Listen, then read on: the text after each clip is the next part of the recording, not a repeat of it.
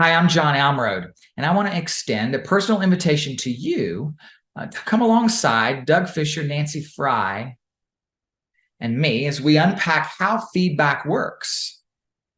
Feedback is a common term that we use in schools and classrooms all the time.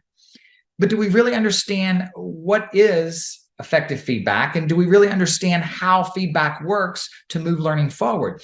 We certainly know how feedback can cause us stress. How do we make sure every student gets the feedback they need? That can be a daunting task. How do we make sure that the feedback we give doesn't burn us out? How do we sustain that type of learning environment?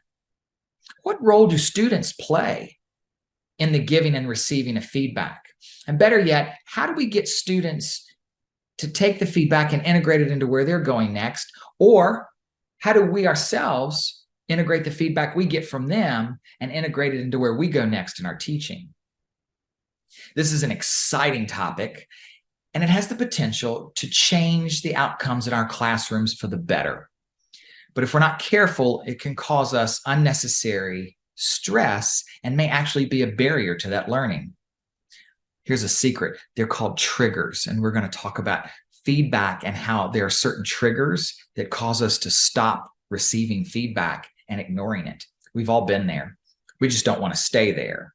So come alongside Doug Fisher, Nancy Fry, myself, as we unpack how feedback works and how to make it work in your classroom, just like we're trying to figure out how to make it work in our classroom.